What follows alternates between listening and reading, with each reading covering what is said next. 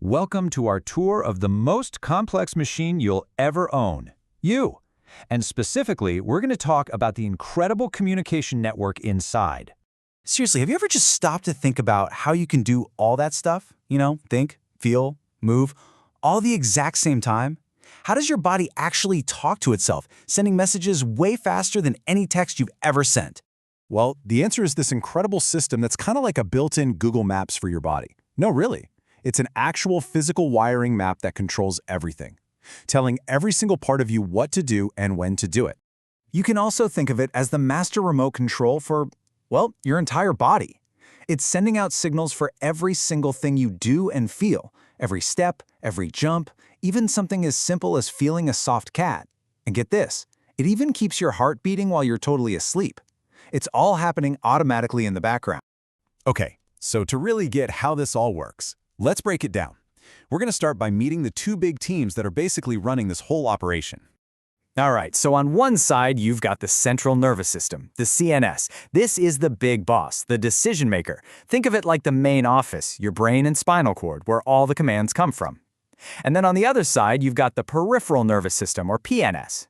These are the delivery boys. They're all the other nerves that branch out, carrying those messages from the boss's office to literally everywhere else in your body. So, with that in mind, let's take a little tour of the headquarters, the command center itself, the brain. So here it is, your brain. It's about a 1.4 kilogram supercomputer that kind of looks like a giant walnut, right? But what's really wild is just how much of a power hog this thing is. You won't believe this. 20%. Your brain, just your brain, uses a whopping 20% of all the oxygen your body takes in. For something that's only a tiny fraction of your body weight, that's just an incredible amount of energy. Now, that wrinkly outer part you always see in pictures, that's what we can call the thinking cap. And you can see these different colored sections here. Think of them like different departments in an office, and each one has its own special job, its own superpower.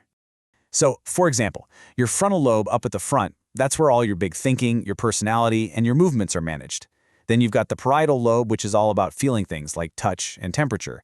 The temporal lobes on the side, they handle hearing and making memories. And way in the back, the occipital lobe, that's basically your personal movie screen, processing everything you see. Okay, but that's not all. Let's talk about two other absolutely crucial parts. Tucked underneath the main part is the cerebellum, which literally means little brain. This guy is in charge of your balance and coordination. Seriously, without it, you'd be walking around like a wobbly sailor. And then there's the brainstem. This is your life machine. It's the part that controls all the automatic stuff you never think about, like breathing and your heart rate. It is absolutely essential for keeping you alive. All right, so we've had a look around HQ. Now, let's follow the information. How do these messages actually get from point A to point B on the body's super-fast internal highway system? Well, the main road for pretty much every signal is the spinal cord. It's the info superhighway that connects your brain to the rest of your body. But, and this is super cool, sometimes it takes a shortcut. And this is how that shortcut works. Let's say you touch something really hot. Ouch! The receptors in your skin feel it, and a signal zips straight to your spinal cord. Now, instead of waiting to send that message all the way up to the brain, the spinal cord itself issues an immediate move command right back to your hand.